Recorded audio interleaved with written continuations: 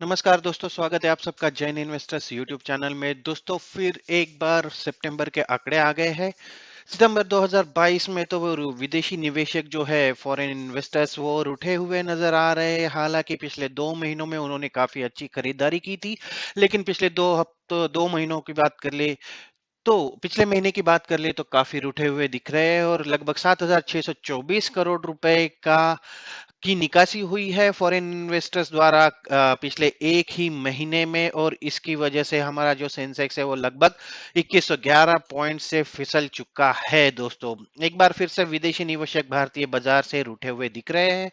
2 महीनों के बाद एक बार फिर से फॉरेन पोर्टफोलियो इन्वेस्टर्स ने भारतीय बाजार से निकासी की है। सितंबर में एफपीआई ने शेयर बाजार से 7,626 करोड़ रुपए के शेयर बेचे। इससे पहले अगस्त के महीने में एफपीआई ने बाजार में 51,204 करोड़ रुपए की खरीदारी की थी। दोस्तों जुलाई में भी इन्होंने लगभग 5,000 करोड़ की खरीदारी की थी। उससे पहले लगातार 9 महीनों तक वे बिकवाली कर रहे थे। साल 2022 में अब तक नेट आधार पर एफपीआई ने भारतीय शेयर बाजार में 1,68,779 करोड़ रुपए के शेयर बेचे हैं। बहुत ही बड़ा नंबर है दोस्तों। बीते महीने में सेंसेक्स में 2111 पर पॉइंट्स की या फिर अंकों की गिरावट दर्ज की और ये 57,426 के स्तर पर बंद हुआ है। 60,000 से फिसल चुका है।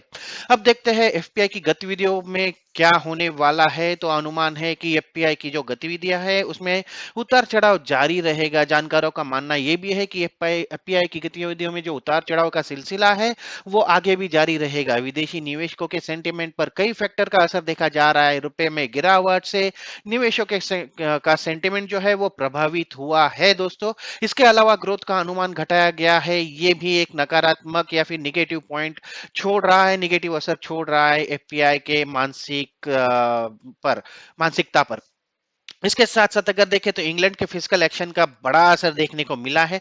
कोटक सिक्योरिटीज के जो इक्विटी शोध प्रमुख है श्रीकांत चौहान, इन्होंने कहा है कि मौजूदा वैश्विक महंगाई के कारण इसके बीच ब्रिटिश सरकार की जो राजकोषीय नीतियां है उनकी वजह से वैश्विक मुद्रा बाजार पर गहरा असर पड़ा है और इक्विटी बाजारों में भी लोग जोखिम से दूर रहने की धारणा बना रहे हैं, थोड़ा सेफ खेलने का प्लान बना रहे हैं। दोस्तों उन्होंने कहा कि घरेलू मोर्चे पर सकल घरेलू उत्पाद जीडीपी के अनुमान में जो आंशिक गिरावट का ऐलान किया है सरकार ने, उसके अलावा ईंधन से संबंधित भी कुछ चिंताएं हैं। इन सब का जो एकत्रित असर है वो सितंबर महीने में देखने को मिला है और फॉरेन इन्वेस्टर्स थोड़े से सेफ खेल रहे हैं। दोस्तों इसके साथ साथ अगर देखें यील्ड और डॉलर इंडेक्स में उछाल का भी इन पर निगेटिव असर देखने को मिल रहा है। अगर देखें तो रुपए की कीमत में जो गिरावट आ रही है और अमेरिका में बॉन्ड यील्ड बढ़ने एवं फेडरल रिजर्व की ब्याज दरें बढ़ने के वजह से अगर देखें तो विदेशी निवेशक है वो काफी निराशावादी बन चुके हैं।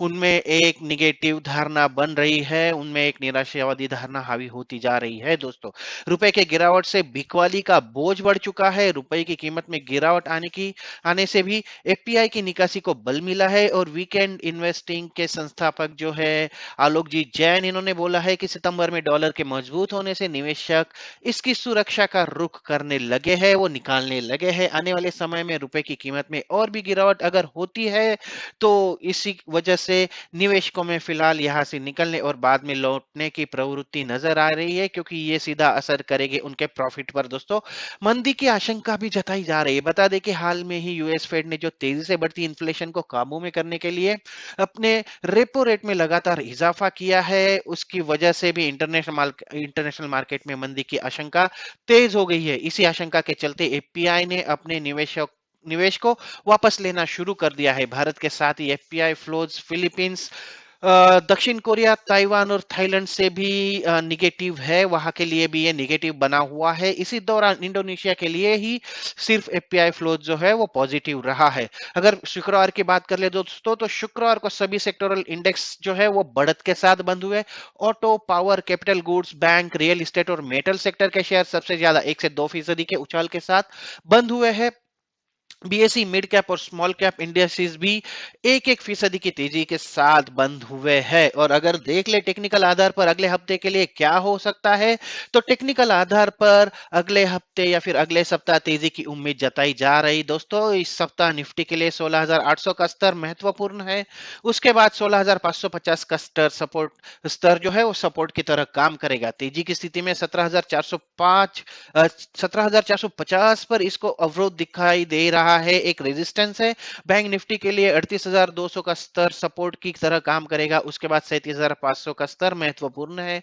तेजी की स्थिति में 40,200 पर इसको रेजिस्टेंस दिखाई देने वाला है। अगर टेक्निकल आधार की बात कर ले तो बाजार में तेजी की उम्मीद है, क्योंकि ये ओवरसोल्ड जोन में है और ऐसे में इस सप्ताह तेजी की उम्मीद ज्यादा है। रुपए में भी तेजी की उम्मीद है और ये 80 से 81 के दायरे में झूल सकता है, ट्रेड कर सकता है दोस्तों, ऐसा जानकारों का मानना है दोस्तों। तो ये था पिछले एक महीने का लेखा जोखा, क्या किया है एफपीआई ने और पिछले एक हफ्ते में क्यों मार्केट डाउन गया है दोस्तों, और अगले एक हफ्ते में क्या एक्सपेक्टेशंस है। तो इसके साथ ही मैं आज का वीडियो यहाँ पर स्टॉप करता हूँ दोस्तों। आशा करता हूँ आपको वीडियो पसंद आएगा और आपकी हेल्प करेगा आगे की स्ट्रेटेजी डिसाइड करने के लिए। तो आज के वीडियो में बस इतना ही।